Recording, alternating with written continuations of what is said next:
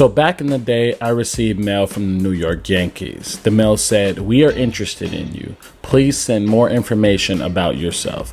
I did what every kid who had dreams of playing in the MLB would do. I filled it out quickly and sent it back in. It was my first time receiving anything from a team, so I was pumped. And I immediately called my friend Antoine and said, "I just got mail from the Yankees." He said, "You ain't special. I got mail from the Yankees too." He did the same thing I did by filling it out and sending it in. And over the next few days, we were pumped. We couldn't stop talking about it. And we both couldn't wait to play in this tournament that was coming up. This was one of the best tournaments in the nation. Scouts from all over the country would come and watch. We knew that if you did well in that tournament, there was a very, very high chance of being drafted. And that was always both Antoine and my dream, to be drafted and one day play in the MLB and be a Yankee great like Babe Ruth, Joe DiMaggio, Yogi Berra, and Derek Jeter. So you know we was extra focused and was about to take donkey hacks when the tournament started. And in our first game, I went 4 for 5 with the double, single, and the home run. I racked up 4 RBIs, and you know my confidence was at a sky high. Antoine went 3 for 3 with the double and 2 solo home runs, and he was dropping his estilo when he was hitting the ball out of the park. And in our next few games, we continue hitting the ball well, playing defense well, stealing bases, and showing off our game while having a lot of fun doing it. I had 5 hits over the next 2 games. 2 were doubles and the rest was singles. And Antoine had 4 hits over the next few games, all singles. We had put the team on our back and was taking them to the championship game. We were getting the love that we thought we deserved, and we were certain we were putting ourselves in a good position to being drafted. And before our final game, I was walking to go stretch, and then a Yankee scout hollered me over. He said, "Jermaine Curtis, please come here." I came over and he said, "We sent you something in the mail. Did you get it?" I responded, "Yes, sir." He responded, Good. We really like what," and as he started saying that, Antoine popped up and was like, "Bro, you the scout with the New York Yankees, right?" The guy said, "Yes, we really like the both of you." Antoine said, Bet.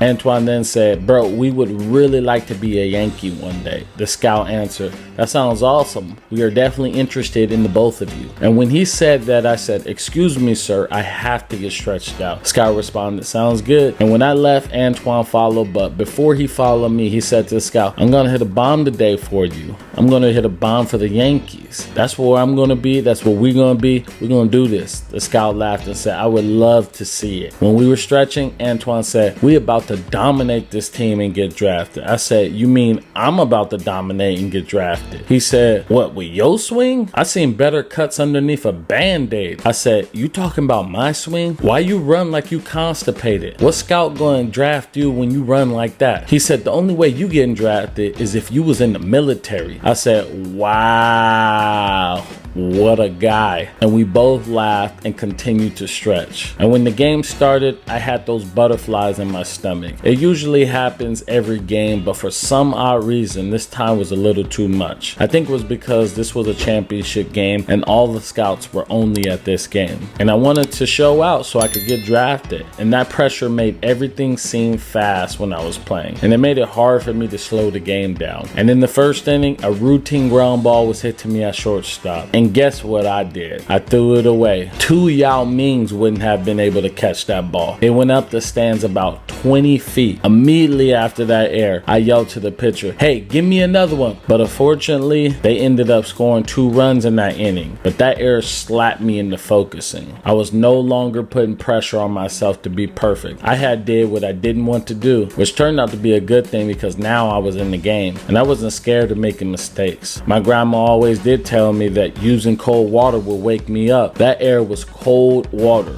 And I was wide awake. And for the rest of the night, I made all the plays defensively.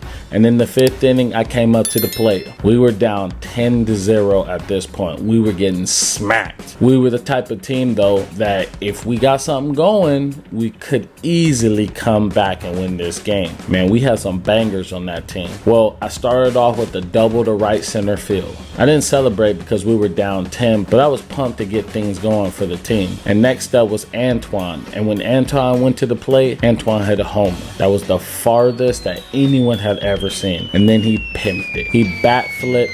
it was one of the craziest bat flips. The bat may have went up 15 feet, and at the same time he walked towards first base. Then he started jogging around the bases, and when he came to third base, he did this.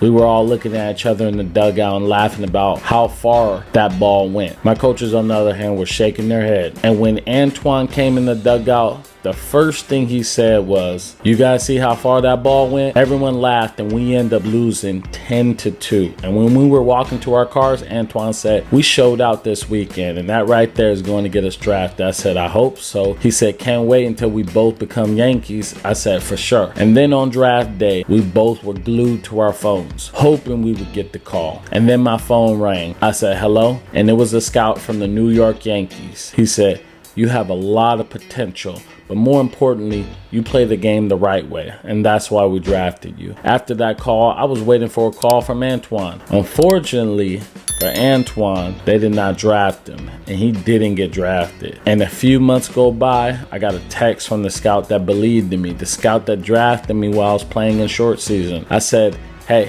I just wanted to know why you guys didn't draft Antoine." He said, "That stutter step around third base and that bat flip left a bad taste in my mouth because the score was 10-0. If the score was closer, I could get with the bat flipping and all that. But when the score is 10-0 and you doing all that, you only care about yourself. We don't reward that behavior here with the Yankees." So the moral of this story is, if you have talent, let that shine. Leave that extra stuff behind, especially when the score is 10-0. Because when there are scouts in the stands, you don't want that extra stuff to overshadow your talents and become your brand. Because as you can see, it can lead you to a lot of missed opportunities. I want to thank you for watching. If you enjoyed this, you would love the latest episode, which is right here on the side. And don't forget to hit that like button and subscribing to the channel if you're new here. Thank you. I'm signing out.